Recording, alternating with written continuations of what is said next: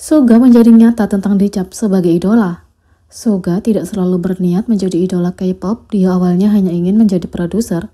Meski begitu, grup itu punya konsep hip-hop saat BTS pertama kali debut.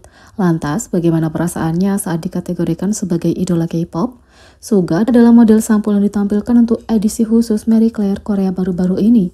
Dia diwawancarai mendiskusikan segalanya mulai dari tur dunia solonya hingga kerendahan hati. Suga menjelaskan keputusannya untuk menggunakan musik tradisional Korea dalam lagu akustinya, Daechwita dan Haegeum. Pilihannya datang secara alami. Suga mengatakan, baik itu alat musik tradisional, alat musik gesek, atau piano, semuanya adalah suara dan bahan untuk menciptakan musik. Aku tidak mulai membuat musik dengan niat besar. Untuk Daechwita dimulai dengan pertanyaan sederhana, kenapa tidak mencoba mengubah sumber keren ini menjadi musik? Mencicipi musik militer Daechwita adalah pilihan yang wajar karena judulnya, kata Suga. Pewawancara juga menyebutkan salah satu genre yang tidak dapat kami pisahkan darimu adalah hip-hop. Produser Bang dan P-Dog punya pemahaman mendalam tentang musik hitam dan hip-hop. Jadi, mereka bertanya bagaimana aspek ini mempengaruhi musik BTS dan pertumbuhanmu sebagai musisi. Meskipun pecinta hip-hop seumur hidup, Suga mengklasifikasikan dirinya sebagai artis pop. Suga mengatakan, aku tumbuh dengan mendengar musik hip-hop sejak aku masih kecil. Ini adalah genre yang populer sekarang, tapi agak tidak populer pada saat itu. Mempertimbangkan bagaimana hip-hop sekarang menjadi salah satu genre paling berpengaruh di dunia musik, produser Bang dan P-Dog benar-benar mendahului zamannya. Tapi, aku adalah orang yang hanya membuat musik populer.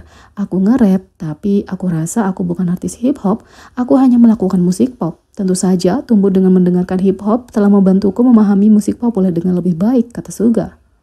Berbicara tentang pop, kemudian dalam pewawancara mengemukakan bagaimana idola K-pop secara historis dipandang rendah. Mereka bertanya, ketika BTS pertama kali debut, orang-orang memandang rendah atau berbicara buruk tentang idola. Tapi sekarang konyol untuk berpikir seperti itu. Apakah kamu merasa bahwa orang melihatmu secara berbeda? Suga jauh dari malu dengan label idola. Suga mengatakan, aku seorang idola dan sangat bangga akan hal itu. Tentu saja, aku mungkin telah mengatakan omong kosong sebelumnya, tapi sekarang kata idola seperti lencana kehormatan bagiku. Tapi teman-teman RM sejak dia menjadi rapper underground menggodanya tentang menjadi idola K-pop setelah dia debut di BTS.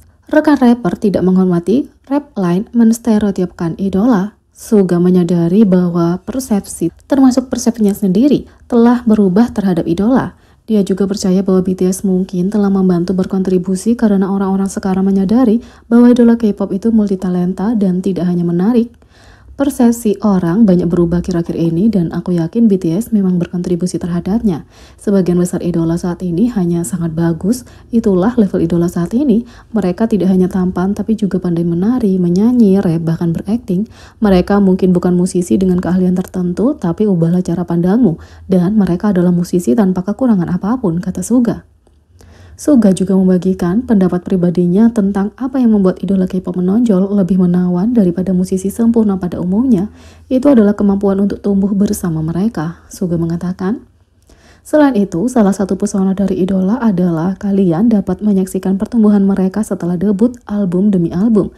Tentu saja menonton musisi yang sempurna itu menyenangkan, tapi menonton idola lucu dan canggung yang secara bertahap tumbuh menjadi profesional juga sangat menyenangkan, kata Suga. Yang kedua, desainer tato persahabatan BTS Polik SG punya ARMY yang berharap misteri tato Suga segera terpecahkan. ARMY berusaha mati-matian untuk mencari tahu lokasi tato persahabatan Suga.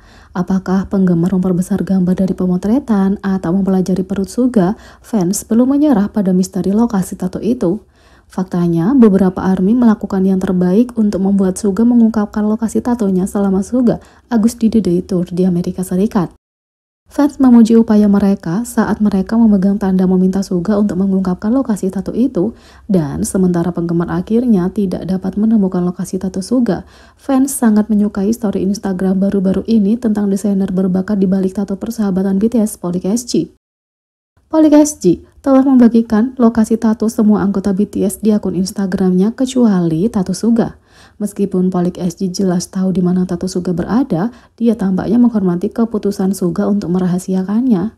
Fans percaya dia akan memposting gambar tato Suga begitu sang idola mengungkapkannya. Jadi, para penggemar sangat senang Polip SG mengunggah foto upaya baru ARMY untuk membuat Suga mengungkapkan lokasi tato itu di Instagram story terbarunya. Fans curiga dia sama bersemangatnya dengan ARMY agar Suga mengungkapkan lokasinya dan tidak menyukai selera humornya. Beberapa penggemar dengan bercanda menunjukkan bagaimana Polip SG adalah fleksibel untuk membagikan ini ke story-nya karena dia tahu di mana tato itu berada.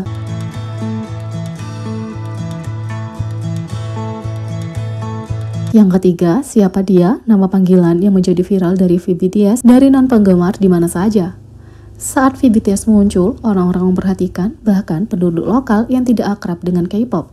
Dari karpet merah hingga pertunjukan, V memenangkan non-penggemar, tapi hanya ada satu masalah, mereka tidak tahu namanya. Berikut adalah beberapa nama panggilan viral paling terkenal yang digunakan non-penggemar untuk mengetahui lebih lanjut tentang gebetan baru mereka. Yang pertama, yang di kiri. Julukan ini berasal dari penampilan BTS di Billboard Music Award 2017. Ini adalah pertama kalinya mereka menghiasi karpet merah BBMA. Tapi tentunya bukan yang terakhir. Setelah melihat mereka, penduduk setempat mendapati diri mereka bertanya, siapa yang di sebelah kiri? 2. Lelaki berambut hijau. Pada tahun 2019, BTS hadir dengan penuh gaya di Grammy Award ke-61. Meskipun mereka tidak membawa piala pulang, mereka membawa pulang kekaguman dari penduduk setempat yang harus mencari tahu lebih banyak tentang mereka. Rambut hijau Min V dengan cepat mengubahnya menjadi pria berambut hijau yang mengambil alih Twitter dalam sekejap mata. 3. Lelaki berjas putih berambut hitam. Pada tahun 2021, pengguna Twitter menjadi liar mencoba mengungkap identitas V setelah melihatnya menyaksikan single hit BTS Dynamite di Grammy. 4. Pria berbaju hitam. Ketika V melangkah ke karpet merah di penghargaan Grammy 2020, tampak seperti pameran utama drama Korea, non-penggemar jatuh cinta dengan Men in Black yang serius. 5. Pria berbandana. Setelah mengganti pakaian, Men in Black menjadi The Guy in the Bandana untuk kolaborasi BTS di atas panggung dengan Lil Nas X. Bersama-sama, mereka menampilkan penampilan yang tak terlupakan dari lagu Lil Nas X, Old Town Road. 6. Lelaki berkacamata. 2020 adalah tahun yang sibuk bagi BTS. Musim panas itu, BTS mengadakan siaran langsung di CDTV Live, acara siaran musik larut malam Jepang, untuk mempromosikan album mereka Map of the Soul 7 di Journey. Setelah mendengarkan suara penuh perasaan V dalam judul album Stay Gold, penduduk setempat perlu tahu lebih banyak. Suara pria berkacamata itu sangat halus dan keren. Aku mengetahui nama pria yang memakai kacamata dan memutuskan untuk bergabung dengan fan club. Aku tidak terlalu mengenal BTS, tapi pria itu sangat luar biasa. Aku jatuh cinta dengan mikrofon hijaunya. Aku ingin mendengar lebih banyak tentang nyanyiannya, di mana aku bisa mendengarnya, tulis seorang anonim. Jadi, bagaimana menurut kalian tentang ini? Beri komentar di bawah, klik subscribe, like, share, dan klik lonceng. Sekian video kali ini, sampai jumpa lagi.